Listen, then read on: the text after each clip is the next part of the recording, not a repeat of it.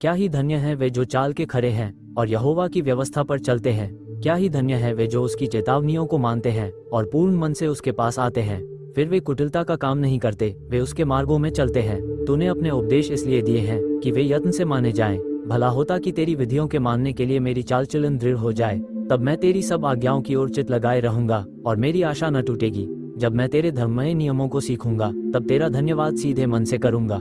जवान अपनी चाल को किस उपाय से शुद्ध रखे, तेरे वचन के अनुसार सावधान रहने से। मैं पूरे मन से तेरी खोज में लगा हूँ, मुझे तेरी आज्ञाओं की बाट से भटकने न दे। मैंने तेरे वचन को अपने हृदय में रख छोड़ा है कि तेरे विरुद्ध पाप न करूं। हे यहोवा, तू धन्य है, मुझे अपनी विधियां सिखा। तेरे सब कहे हुए नियमों का वर्णन मैंने अपने मुंह से किया है। मैं तेरी चेतावनियों के मार्ग से मानो सब प्रकार के धन से हर्षित हुआ हूँ। मैं तेरे उपदेशों पर ध्यान करूंगा और तेरे मार्गों की ओर दृष्टि रखूंगा। मैं तेरी विधियों से सुख पाऊंगा और तेरे वचन को न भूलूंगा। अपने दास का उपकार कर कि मैं जीवित रहूं और तेरे वचन पर चलता रहूं। मैं तो पृथ्वी पर परदेशी हूँ, अपनी आज्ञाओं को मुझसे छिपाए न रख। मेरा मन तेरे नियमों की अभिलाषा के कारण हर समय खेदित रहता है। तूने अभिमानियों को जो शापित हैं घुड़का है, वे तेरी आज्ञाओं की बाट से भटके हुए हैं। मेरी नामधराई और अपमान दूर कर, क्योंकि मैं तेरी चुनवतियों को पकड़े हूँ। मैं धूल में पड़ा हूँ, तू अपने वचन के अनुसार मुझको जिला। मैंने अपनी चाल चलन का तुझ से वर्णन किया है और तूने मेरी बात मान ली है। तू मुझको अपनी विधियां सिखा।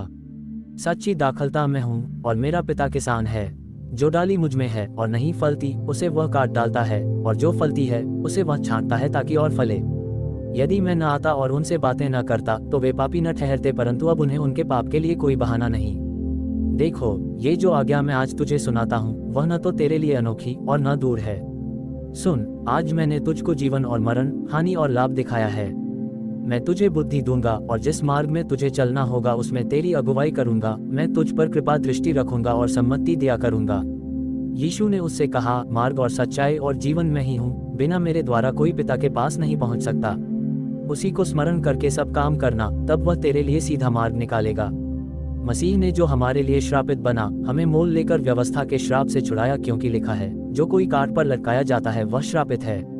परमेश्वर का क्रोध तो उन लोगों की सब अभक्ति और अधर्म पर स्वर्ग से प्रकट होता है जो सत्य को अधर्म से दबाए रखते हैं। मैं तुम पर शुद्ध जल छिड़कूंगा और तुम शुद्ध हो जाओगे, और मैं तुमको तुम्हारी सारी अशुद्धता और मूर्तों से शुद्ध करूंगा। मैं तुमको नया मन दूंगा और तुम्हारे भीतर नई आत्मा उत्पन्न करूंगा, और तुम्हारी देह में से पत्थर का हृदय निकालकर तुमको मांस का हृदय दूंगा। यरूशलेम में भीड़ फाटक के पास एक कुंड है जो इब्रानी भाषा में बेत हसदा कहलाता है, और उसके 5 ओसारे हैं।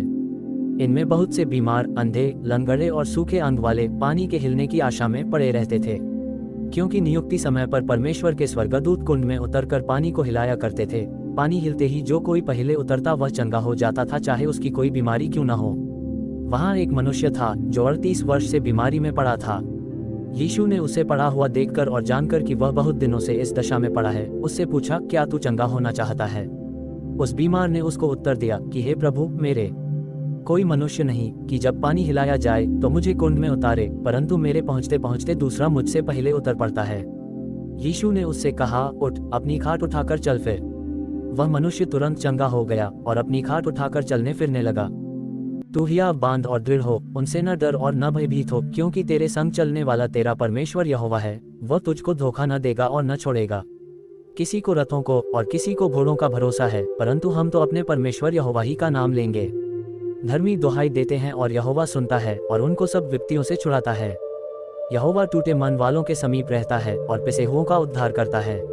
परंतु सहायक अर्थात पवित्र आत्मा, जिसे पिता मेरे नाम से भेजेगा, वह तुम्हें सब बातें सिखाएगा और जो कुछ मैंने तुमसे कहा है वह सब तुम्हें स्मरण कराएगा।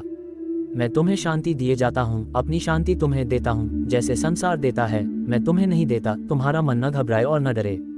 मत डर, क्योंकि मैं तेरे संग हूँ। इधर उधर मत ताक, क्योंकि मैं तेरा परमेश्वर हूँ। मैं तुझे दृढ़ करूंगा और तेरी सहायता करूंगा। अपने धर्म में दाहिने हाथ से मैं तुझे संभाले रहूंगा।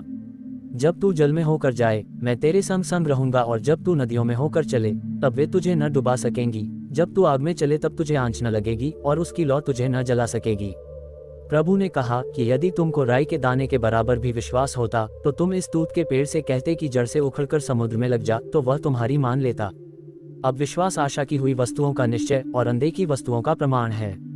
यीशु ने उससे कहा, यदि तू कर सकता है, यह क्या बता है, विश्वास करने वाले के लिए सब कुछ हो सकता है। इसलिए मैं तुमसे कहता हूँ कि जो कुछ तुम प्रार्थना करके मांगो तो प्रतीति कर लो कि तुम्हें मिल गया और तुम्हारे लिए हो जाएगा।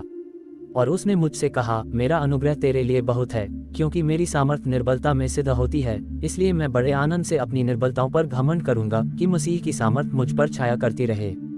इस कारण मैं मसीह के लिए निर्बलताओं और निंदाओं में और दरिद्रता में और उपद्रवों में और संकटों में प्रसन्न हूँ, क्योंकि जब मैं निर्बल होता हूँ तभी बलवंत होता हूँ। और विश्वास बिना उसे प्रसन्न करना अनहोना है, क्योंकि परमेश्वर के पास आने वाले को विश्वास करना चाहिए कि वह है और अपने खोजने वालों को प्रतिफल देता है।